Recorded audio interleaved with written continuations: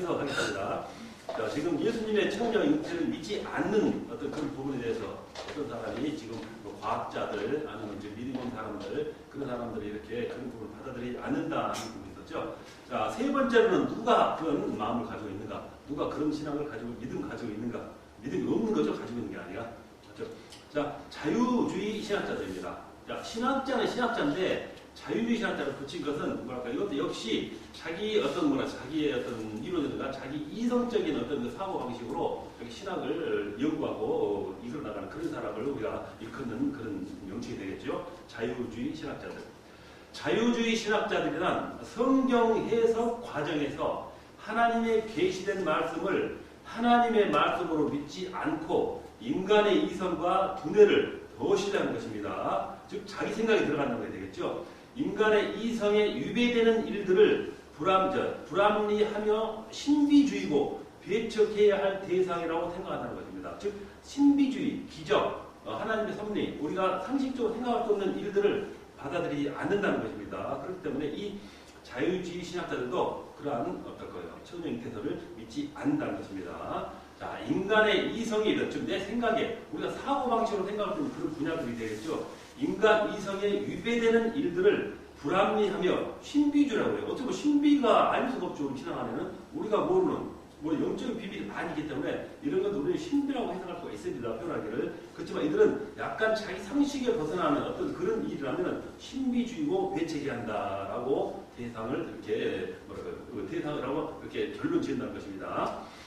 자, 18세기, 19세기에 나타나기 시작했죠. 그 당시에 계몽사상과 인본주의의 깊은 영향을 받은 이들입니다. 자유신학자들이 바로 18세기, 19세기부터 계몽사상이 여기 발달된 르네상스 그 문화 이후부터 태어난 그런 존재에 들어봐야겠죠. 자, 계몽사상과 인본주의의 깊은 영향을 받은 이들은 성경을 계시된 하나님의 말씀으로 믿지 않으며 성경 안에 모든 기적을 부인한다는 것입니다. 자, 우리가 세계사관과요? 아니면 우리 교회사관 보면은 우리 하나님의 어떤 예수님의 어떤 이 세상 오심으로부터 바로 이제 그 교회가 만들어지기 시작했죠. 돌아가시고 부활 성천하시고 나서부터 제자들의 교회가 만들어졌는데 그 교회가 초기에는 많이 핍박을 받기도 했었고 어려움이 겪었지만 그래도 결국 그 뿔뿔이 같은 그 믿음의 신앙, 그 믿음의 선진들이 되겠죠. 초대교회 신앙의 어떤 그런 힘으로 그 로마까지 정복하고 로마에서 국교로까지 이루어지는 그 큰 기적을 이끌어냈었습니다. 그래가지고 이 교회사가 이제 현재까지 이루어져 오는데 나름대로 중세기까지는 그래도 모든 문화 아니면 인간의 사고 모든 이런 것이 신본주의 위주로 모든 것이 이루어져 왔었던 것입니다. 지금은 어떤 예술가가 어떤 음악을 만든다, 어떤 작품을 만든다, 글을 쓴다 할 때도 거의 신을 위주로 신본주의라는 어떤 글을 나갔는데 이 계몽사상이 들어온 후로부터는 신본주의를 배척하고 인본주의가 점차 파고 들어온다는 것입니다. 그게 이제 현대까지 와서 지금은 국도에 달았는데 그 부분을 지금 말하고 있는 것입니다. 자, 이 당시부터 이 자유주의 신학자들이 나오면서부터 바로 이런 신비주의, 신성주의죠. 이런 것을 믿지 않고 기적 같은 일을 이렇게 믿지 않은 배척해버리는 그런 인본주의 사상이 도래했다는 것입니다. 이건 어떻게 보면 역시 영적인 싸움이 되겠죠. 사탄 마귀들이 인간 어떤 그런 영혼에 침투해서 그들의 사고를 바꿔나가는 그런 존재들을 만들어가기 시작했다 하는 것으로 우리 또 영적인 해석을 할 수가 있습니다. 자, 그래서 불투나는 그에 저어서 신학의 신학 그리고 신약 성경의 해석 방법론을 제시하면서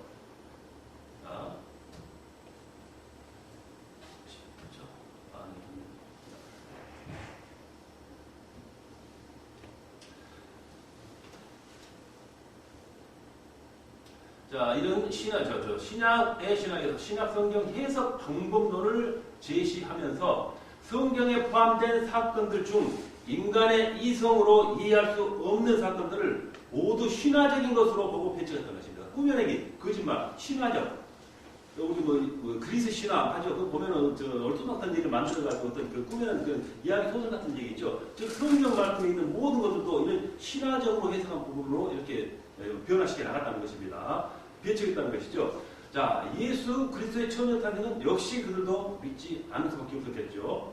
자, 같은 맥락에서 또 에밀 브루너는 그에 저어서 중계자라는 책에서 처녀 성탄의 교리적 중요성을 부인합니다. 믿지 않는다는 것입니다. 그리고 그리스도의 이적적, 기적적, 신비적 바로 이 탄생의 교리를 기가 즉 받아들이지 않는다는 것입니다. 물리치면서 그의 탄생은 순전히 자연적인 탄생이었다. 즉 우리 주님의 탄생은 그냥 자연적인 인간의 어떤 섭리에 태어난 그런 일이었다. 이렇게 바로 이것을 오도하고 이렇게 주장했다는 것입니다. 자, 그 밖에도 고등비평 계열의 무수히 많은 신학자들이 신학교 강단에서 구세주의 처녀 탄생을 부인하고 있다는 것입니다. 참으로 그 부분에 있어서는 우리가 정말 놀랍고 그들에게 두려운 일이 않고 있습니다. 그만큼 영적으로 이렇게 어둠의 세력이 우리 신앙의 믿음의 세력까지 침범하고 있다는 것이 되겠습니다. 우리 요즘 현대 세상도 마찬가지죠. 우리 교회의 어떤 사고라든가 신앙이 자리 설 곳이 좀 좁아진다는 것입니다. 배척당하고 탄압당하고 자칫 우리 그 뭐랄까 믿음을 그렇게 전면에 내세웠다가는 많은 영적인 어떤 그런 외부의 침입들을 우리가 지적을 받는 것들 많이 바라볼 수가 있습니다. 자, 그런 현상이 바로 이들에 의해서 점차 이렇게 시작됐다고 볼 수 있겠죠. 자, 반하여 자유주의 인본주의 신학에 대항하여 정통신앙을 고수하는 신학자도 많았는데 그 반대되는 얘기가 되겠어요. 그 대표적인 학자로 메이첸을 들을 수 있습니다. 자, 그는 깊이 있는 성경 주석으로, 자, 성경을 있는 그대로, 신학적으로 그대로 풀었다는 것입니다. 깊이 있는 성경 주석으로 정통신앙을 옹호하였으며, 정통신앙이라는 것은 하나님의 말씀, 모든 있는 사실을 그대로 받아들이고 해석한다는 그런 부분이 되겠습니다. 정통신앙을 옹호하였으며, 또 정통장로교를 창립하여 정통신앙을 지키는 신학자이다. 자, 그렇게 반대파도 있었지만은 이렇게 신앙을 이렇게 지켜가면서 옹호하며 그들과 싸워나가는 그런 의로운 신학자들도 있었다라는 것이 되겠습니다. 자, 그래서 이 메이츠는 기독교와 자유주의 그리고 또 신앙이란 무엇인가 라는 자기 저서에서 자유주의 신앙을 신랄하게 공격했습니다. 자, 아까 말씀드린 그런 그 말씀을 그대로 읽지 않고 인간적인 해석, 이성적인 판단으로 이렇게 자기 나름대로 신학을 펼쳐나가서 그런 무리들을 말하는 것입니다. 그래서 그들에게 이렇게 신랄하게 공격하고 싸워 나갔다는 것입니다.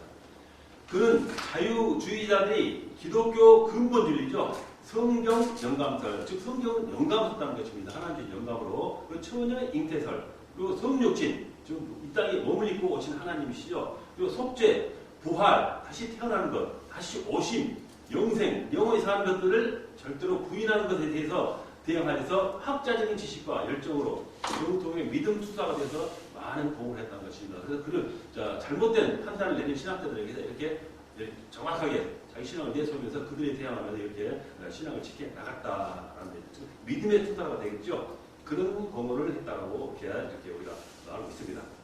자, 그는 그리스도의 동정녀 탄생에서 그 당시 그리스도의 신성을 부인하기 위해 그리스도의 동정녀 탄생을 두번 뜻했습니다. 자, 부인하면서 그리스도 순전히 인간으로만, 그리스도 순전히 인간으로만 취급하려는 자유주의자들의 입장을 공격하고 반박하는 것입니다. 할 뿐만 아니라 그리스도의 동정녀 탄생을 학문적 차원에서 이렇게 확실하게 확인하고 증거시켜주고 있다라는 그런 역할을 해 나갔다는 것입니다. 자, 이 자유주의자들이 예수 그리스도를 도덕적 인간으로 전락시키고 신성을 부인하는 반면, 즉 도덕적인 인간일 뿐이다라는 것입니다. 예수님이 이렇게 의로우시고 좋은 이런 어떤 업적 같은 게 있겠죠. 많은 행적과 사명 이런 것을 도덕적인 부분으로 해석하는 거예요. 신성을 물리치고 그렇게 한쪽 눈만 가지고 한쪽의 편파적인 시각을 가지고 해석했다라는 것. 이것이 바로 자유주의자들의 어떤 그런 모습이 되겠습니다. 이러한 반면에 방금 말씀한 바로 이 메이처는 예수 그리스도가 참 인간 맞습니다. 또 참 하나님임을 명백하게 증거하면서 그들과 맞섰다고 나갔다라는 것을 지금 우리가 다시 한번 새기고 있는 것입니다. 자, 이제 세 번째로 예수 그리스도의 유년기, 청년기, 그리고 공생애를 위한 준비, 이 부분을 이제 우리가 접근을 듣겠습니다. 자, 예수님이 이제 처음에 몸을 입고 베들레헴에 태어나시고 또 이렇게 가지고 거쳤는데, 자, 예수님도 이제 나서 자랄 거 아니겠습니까? 자라고 유년기에서 청년기에서 어떻게 공생 기간까지 이렇게 이런 과정이 분명히 있습니다. 자, 그 부분을 우리가 다시 한번 정리해보고 한번 다시 한번 이렇게 추구해보자 하는 것입니다. 자, 유년기죠. 예수님의 유년기 시절, 어린 시절은 어땠을까 하는 부분이 되겠습니다. 근데 성경에서도 유년기 시절이 그렇게 많지는 않죠. 단순하게 몇 줄 이렇게 적은 분량이 나와 있지만, 그래도 그 분량만으로도 예수님이 유년기 시절을 어떻게 지냈다는 것을 충분히 우리가 깨달을 수가 있겠습니다. 자, 예수님은 출생 후 8일 만에 성전에서 할례를 받으셨다. 할례는 하나님 백성으로서의 언약적 증거였죠. 하나님의 택하신 이스라엘 백성의 그 후예라는 어떤 그런 증거예요. 한 증표가 되겠죠. 그런 증표였다는 것입니다. 역시 예수님도 똑같은 증표를 받았다는 것입니다. 그래서 헌신의 의식은 이스라엘 자녀 중 장남을 하나님께 바치는 소원 의식이었다는 것입니다. 항상 믿음의 자식, 그 안에서는 가장 먼저는 장남이겠죠. 이런 사람들은 바로 하나님에게 드리는, 즉 사명감 어떤 더 고치시킨다는 뜻이 되겠죠. 지금 믿음의 가정에 있어서 자 그런 의식이 있었다는 것입니다. 소원 의식이.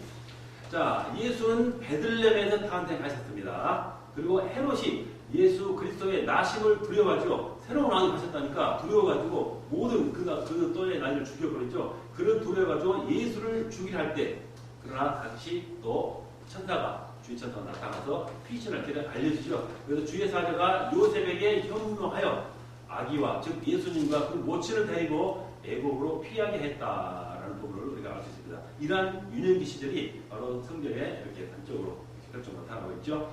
자, 그들은 애국으로 피신해가지고 약 1년을 머물러 있었습니다.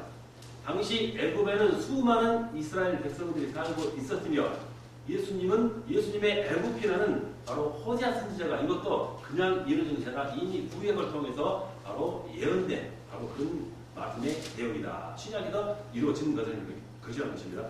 뭐 예수님이 예고 말고 다른 데서 물론 피할 수도 있겠습니다만은 분명히 구약에서 이미 선지자께서 예언하였던 부분이기 때문에 우연이 아니라 반드시 예수께서는 그 당시에 피신을 하기 위해서 예국으로 피할 수 있었다는 것을 신약에서 그 결과로 나타내게 주고 있는 것입니다.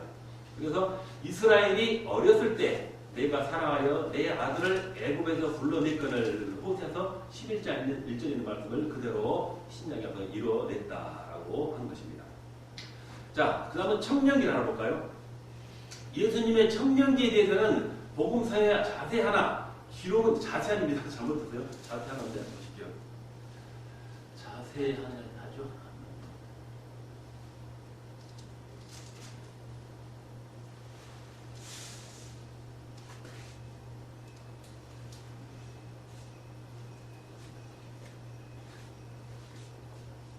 자, 자세한 기록, 준비합니다.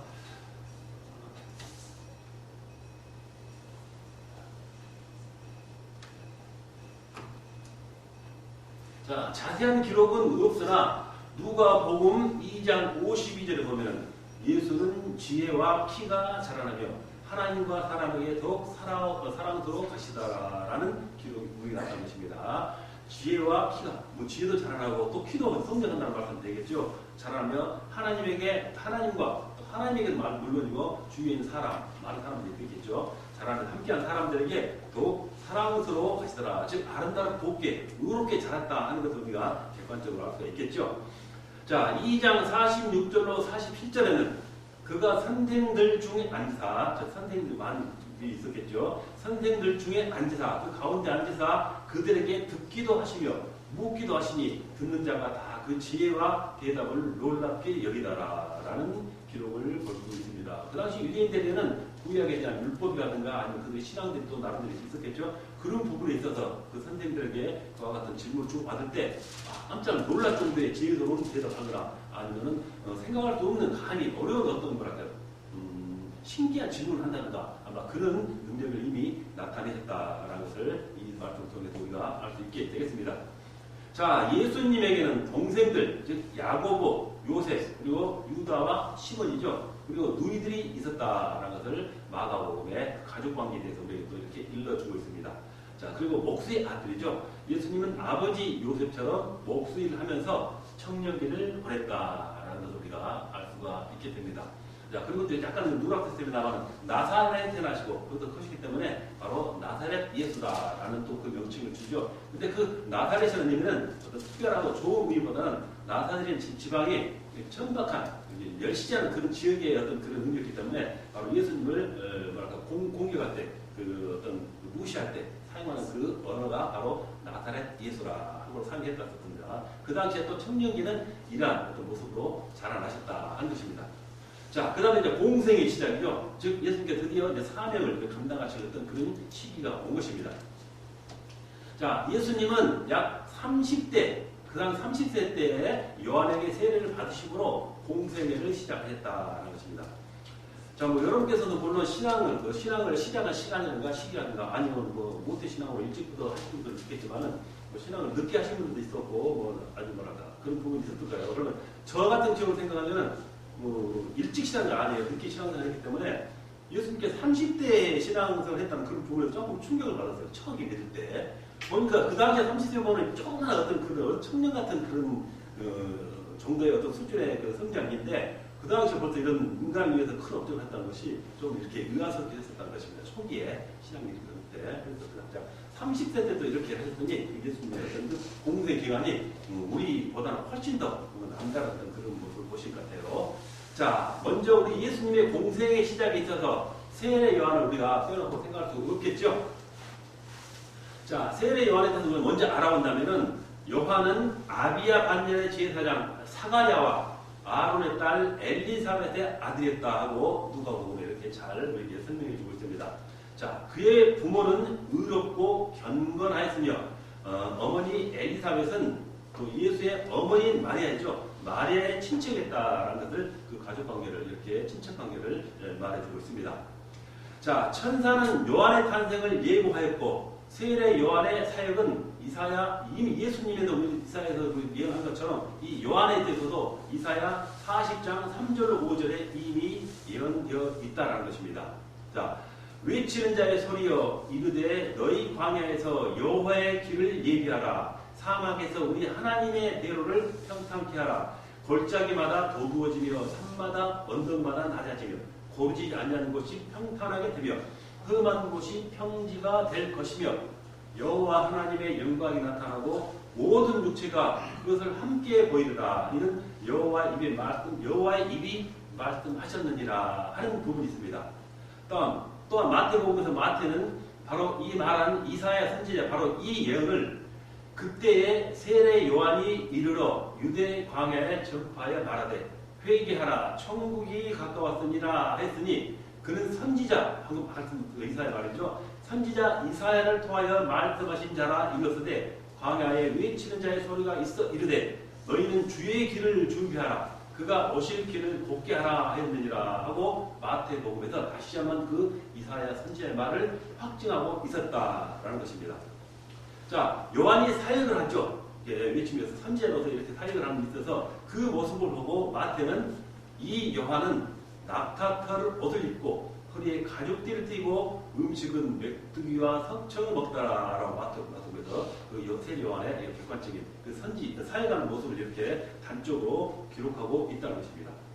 이런 세례 요한의 모습에서 우리는 하나님으로부터 사명을 받은 자가 그 사명에 충성을 다하는 경건한 모습을 볼 수 있다. 자, 세례 요한이 평범하게 가정에서 일반 사람들처럼 생각하는 게 아니죠.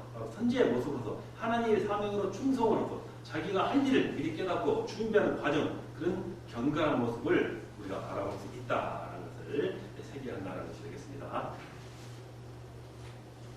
자, 그래서 이 세례 요한의 사역을 우리가 요약해 볼 수가 있겠죠. 우리 반드시 예수님을 알기 전에 먼저 이 세례 요한을 먼저 사역을 먼저 깨달을 필요가 있겠어요. 자, 무엇을 가장 먼저 내세울 수 있을까요?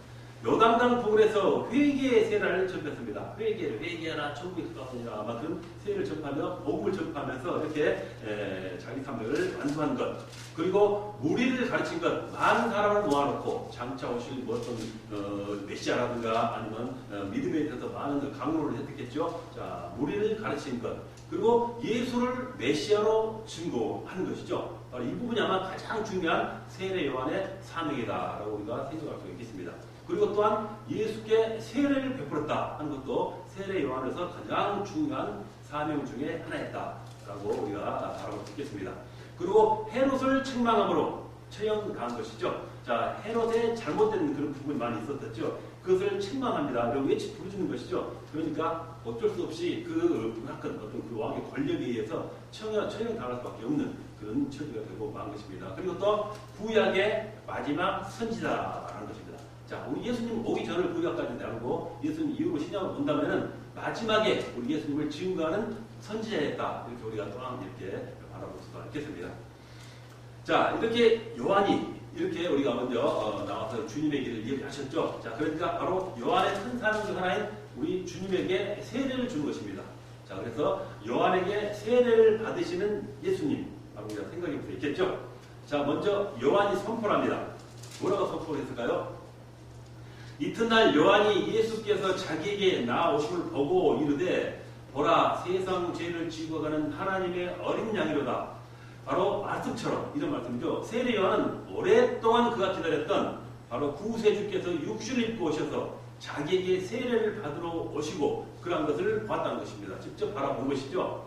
창세 이전에 인류 구원을 약속하신 성부, 성자, 성령이죠. 그 삼위의 구속 사역이 바로 구약 시대를 통해서 꾸준히 약속되어 왔습니다. 선지자를 통해서 그렇게 꾸준히 약속되었고 역사를 통해서 증거되다가 마침내 인간의 육신을 입고 오신 또 그 예수님, 즉 요단강에 그분이 또 직접 자기에게 오셔서 마지막인 선지자 바로 세례 요한에게 바로 세례를 준 바로 그 주님께 세례를 준 모습이죠. 이 세례 요한이 구세주에게 세례를 베푸는 기쁨을 누리게 되었다라는 것입니다. 어떻게 보면 이게 세례 요한이 가장 중요한 사역 중에 하나가 바로 이 부분이라고 할 수 있겠습니다. 자, 마침내 억조창생의 죄를 거두어 가실 옛날부터 원죄를 위해서 아주 그 후대 어떤 모든 죄이죠. 그 시간에 기나긴 세월 속에 모든 쌓여진 죄들, 이런 죄를 거두어 가실 하나님의 어린 양 구세주를 만났을 때 아마 그 세례 요한의 그 심정과 그 마음부터 감격이 아마 굉장했을 것이다 하는 것을 우리가 짐작해 볼 수가 있는 부분이 있겠어요. 자, 그러면은 죄 없는 예수님이 왜 죄인의 모양으로 세례를 받으셨는가 하는 부분부터 세례를 안 받으셨을 수 있다는 것입니다. 죄가 없기 때문에 죄 없는 예수님이 왜 죄인의 모양으로 세례를 받는가 라는 부분이 되겠어요. 자, 예수님께서는 죄 중에 고통받는 죄인과 하나 되기를 원하셨습니다. 따로 분리되는 게 아니라 죄의 몸을 우리가 똑같이 느끼시고 고통하고 살아가시고 하는 그런 모습과 환경을 똑같이 적응하셨다는 것입니다. 받기를 원하셨다는 것입니다. 그래서 그런 고통받는 죄인과 하나 되시기를 원하신 것입니다. 그래서 죄인들의 고초를 아시고 또 몸소 그 고초에 참여하시기를 원하셨던 것입니다. 그리고 주인처럼 역시 마찬가지로 바로 예수님께서도 세례를 받으시기를 원하셨다라는 부분이 되겠습니다. 그래서 예수님께서도 세례를 받으실 것입니다. 자, 이사야 53장 12절 말씀에 이는 그가 자기 영혼을 버려 사망에 이르게 하며 자기가 죽는다는 것이겠죠. 영혼을 버려 사망에 이르게 하며 범죄자 중 하나로 헤아림을 받아 범죄자 죄인 취급을 받았다는 것입니다. 죄인이 아닌데도 범죄자 취급을 받으신 분이다라는 지금 말씀을 구약에서도 이미 말씀하고 있는 것입니다. 라고 했는데 곧 의인이며 거룩한 자이며 하나님의 아들이신 그리스도께서 우리 인생과 같은 처지, 즉 동등한 처지가 되시고자 인생의 참여에 세례를 받으십니다. 동일한 모습으로 우리 인생에 참여하기 위해서 역시 동일하게 죄는 없지만 그래도 세례를 받으셨다는 것입니다. 자, 예수님께서 세례 받기 원하신 뜻이 마태복음 3장 14절로 15절에 잘 나타나 있습니다. 자, 세례 요한이 예수님에게 내가 당신에게 세례를 받아야 할 터인데 당신이 내게로 오시나이까 반만 이렇게 물어보는 거예요. 이렇게 물었을 때 예수께서 대답하여 이르시되 이제 허락하라. 우리가 이와 같이 하여 모든 의를 이룬 것이 합당하니라 라는 말씀을 대답하셨죠. 이렇게 하니 역시 요한이 자기의 세례를 주는 것을 허락했다라는 것을 이렇게 강조하는 것입니다. 자, 여기서 예수님이 이루시기 원하시는 의란 하나님의 뜻에 순종한다는 것입니다. 하나님의 뜻, 이 세상에 오신 뜻이죠. 보내신 뜻, 몸을 입고 이 땅에 오신 그 의미가 있다는 것입니다. 세례를 그 의미를 받기 위해서 세례를 받아야만 하는 그런 순종의 모습도 있다는 것입니다. 자, 바울 사도는 말하기를 한 사람이 순종하지 아니함으로 많은 사람이 죄인 된 것 같이 한 사람이 순종하심으로 많은 사람의 의인이 되리라. 아담이 불의함으로 죄를 이렇게 잉태했지만 역시 한 사람이 또 순종함으로 그 순종 지본에서 이뤘던 그 죄를 도말하신 그런 순종이 된다라고 이렇게 간접적으로 표현한 것이 되겠죠. 바로 바울이 이렇게 말한다는 게 되겠어요. 자, 타락한 인간을 긍휼히 여기시는 성부께서 죄인을 용서하시고 작정을 하셨는데 용서하시고 작정하셨는데 그 방법은 자, 성자 하나님이 육신을 입고 십자가의 제물이 되시고 우리의 죄를 대속하시는 것입니다. 그 방법 말고는 도저히 우리 인간의 죄를 이렇게 제거할 수 없는 어떤 그런 모습이라는 것입니다. 자, 이 과정에서 성령 하나님도 함께 하셨습니다. 성자 하나님이 죄인의 모습으로 죽어 인류의 죄를 대속하심이 성부 하나님의 뜻이었고 또 성자 하나님이 예수님께서 이에 동거하셨고 성육신 하신 것이죠. 몸으로 오셨다는 것입니다. 그리고 성자 하나님께서 순종하셨다라는 말씀을 의미하고 있는 것입니다. 자, 역시 세례 받은 것은 앞에 말씀드렸듯이 순종하기 위함이었다라고 이렇게 그 의미를 두고 있는 것입니다. 자, 아담의 불순종으로 인류가 낙원에서 추방되었는데 예수님의 순종으로 낙원을 다시 회복했다라는 것입니다. 자, 이렇게 순종과 불순종이 이렇게 두 가지의 확실한 뚜렷한 반대적인 의미를 가지고 있다라는 것을 성경에서 지금 말씀하고 있습니다. 자, 세례를 통해서 인간을 대신하는 사역을 시작하시고 세례를 통해서 인간을 대신하는 것을 말씀드리겠어요. 그리고 인간과 영적인 통일을 이루는 것이다. 그러니까 하나님과 인간과의 하나님은 섭리라는 말씀을 드렸었습니다. 이렇게 인성과 신성을 두 가지를 겸비하는 어떤 그 하나의 예수님의 또 다른 모습을 우리가 바라볼 수 있는 것입니다. 자, 세 번째로 그렇다면 왜 세례 요한에게 세례를 받은가 하는 분도 있겠죠. 우리가 뭐 성경에 나왔으니까 받았겠죠 하는 게 아니라 좀 더 깊이 고찰해보고자 한다면 좀 깊이 생각할 필요가 있겠죠. 왜 세례 요한에게 세례를 받으셨는가 하는 부분입니다. 자, 세례 요한은 피조물인 인간입니다. 자, 그리스도는 성육신한 하나님, 분명히 다른 사람이에요, 두 사람이. 왜 인간인 요한에게 그 신성을 가진 예수님께서 세례를 받으셨는가 하는 부분을 우리가 생각해보자 하는 것입니다. 자, 요한이 세례를 베푸는 사역을 성부께서 하나님께서 작정하신 것을 아는 예수님께서 성부 하나님의 작정에 순종하시길 원하셨기 때문이다. 이미 요한이 세례의 사역을 예수님도 알고 계셨다는 것입니다. 그렇기 때문에 이 세례를 받을 수밖에 없는 게 아니라 받아야만 하는 그 순종의 길을 가셨다라는 것이 되겠어요. 자, 또 요한은 예수님이 메시아이심을 세상에 알리는 사명을 받았습니다. 자, 우리의 장차, 우리를 구원하실 바로 구세주가 오신다, 메시아가 오신다라는 것을 이렇게 알리는 그 사명을 세례 요한이 가지고 있었다는 것입니다. 자, 메시아의 사역의 길을 평탄케 하고 준비하는 귀한 조인 것을 예수님이 벌써 세례 요한의 그 사명을 아셨다는 것입니다. 그러기 위해서 세례를 받으셨다는 것이 되겠죠. 이는 예수님의 겸손을 알 수 있는 부분이기도 하다라는 우리가 생각할 수가 있었습니다. 자, 분명히 세례 요한과 예수님은 다르죠. 차원이 다른 부분입니다. 같은 인간이지만 그렇지만 그 차원이 높은 예수님께서 바로 그 인간에게 세례를 받는다 하는 부분은 또 다른 예수님의 겸손도 있다라고 달리 생각해 볼 수 있겠습니다. 그 부분을 말씀하고 있는 것이죠.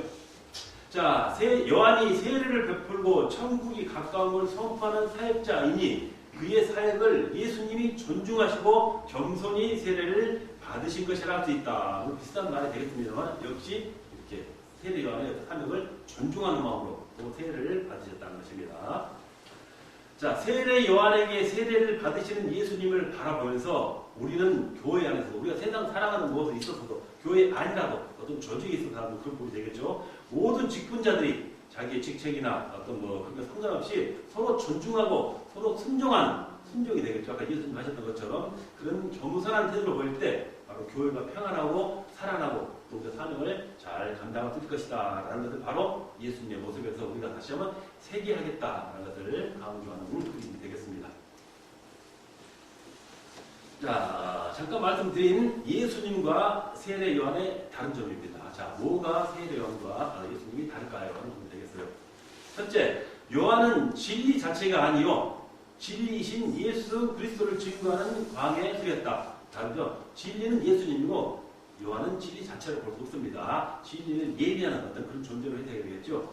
둘째, 세례 요한은 인간이었으나 예수 그리스도는 인간의 몸을 입고 오신, 즉 신성을 입으신 하나님이셨다. 이 부분이 분명히 차이가 나는 것입니다. 자, 셋째, 세례 요한은 회개의 선물인 물로 세례를 베풀었으나 예수 그리스도는 능력이 세례 요한보다 크심으로 성령과 불로 세례를 베푸신 분을 스스로 말하고 있다는 것입니다. 밑에 그랬었죠. 나는 물로 세를 덮으지만 장차 오시는 불과 성령으로 세를 베풀 것이다 하는 분명히 차별화된 말씀을 바로 세례 요한 자신이 또 직접 했었다 하는 것입니다. 넷째, 요한은 예수님의 심판권을 인정하여 말하기를 손에 키를 들고 자기의 타작 마당을 정하게 하사 알곡은 곡간에 모아드리고 뚝정에는 꺼지지 않는 불에 태우시리라 라고 말했습니다. 즉 심판권이 있다는 것을 세례 요한은 분리해서 말했다는 거예요. 세례 요한은 심판권이 없어요. 그렇죠? 자, 예수님께서 가지고 계신 심판권, 분명히 세례 요한과 다르다 하는 것도 요한 자신이 이렇게 말씀을 통해서 보여주고 있는 것입니다. 자, 그래서 세례 요한은 심판권이 있는 예수님을 단지 증거할 뿐이다 라고 우리가 해석할 수 있겠지요. 자, 그렇다면 예수님께서 세례를 받으셨습니다.